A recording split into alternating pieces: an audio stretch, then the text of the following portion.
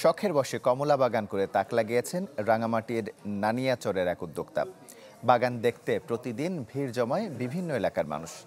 সরকারি সহযোগিতা ও ঋণ সুবিধা পেলে আরও বড় পরিসরে বাগান করার ইচ্ছা তার। বছর শেষের খুশি নগদে হবে বেশি। নগদ পেমেন্টে নির্দিষ্ট ক্যাটাগরির কেনাকাটায় ৩০০ টাকা পর্যন্ত ক্যাশব্যাক। ফলন এত ভালো হয়েছে যে ফলের ভারে নুয়ে পড়ছে গাছ। রক্ষার চেষ্টা চলছে বাঁশের খুঁটি দিয়ে। ভিনদেশি মনে হলেও এই দৃশ্য রাঙ্গামাটি নানিয়ারচরের সুদত্ত চাকমার বাগানের। ইউটিউব দেখে শখের বশে ৪ একর পতিত জমিতে শুরু করেন কমলা চাষ।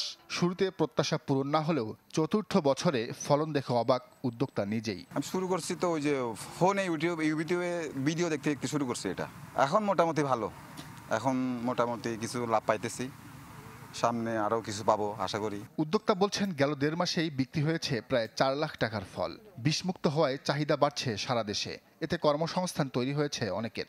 মোট হচ্ছে ৫ জনে আমরা সেম একইভাবে পরিচর্যা করতেছি। বর্তমানে এখন বিক্রি করার উপযোগী হয়েছে, খুব ভালো দাম পাচ্ছি। গাছ থেকে কমলাগুলো ছিঁড়ে এখন প্যাকিং করতেছি। প্যাকিং করার পর এগুলো ঢাকায় চলে যাবে। এমন ইতিবাচক খবর সাড়া ফেলেছে এলাকায়। ঘুরতে এসে কমলা বাগান তৈরির আগ্রহ প্রকাশ করছেন তরুণ যুবকরা। অনেক সুন্দর লাগলো, ভালো লাগলো আর কি। এবং এক পিস ছিঁড়ে খাইলাম, অনেক রসালো আর কি। আমি কিনেও নিয়ে যাচ্ছি, কমলাগুলো খেলে অনেক সুস্বাদু, মিষ্টি। সুদত্তর বাগানের বেশিরভাগ কমলাই বিদেশি জাতের। মাটি অনুকূলে থাকায় আবাদ বৃদ্ধিতে কৃষকদের সব ধরনের সহায়তার কথা বলছে কৃষি সম্প্রসারণ অধিদপ্তর। জলবায়ুগত এবং মাটির বৈশিষ্ট্য বিদ্যমান, যা কমলা চাষের জন্য খুবই উপযোগী।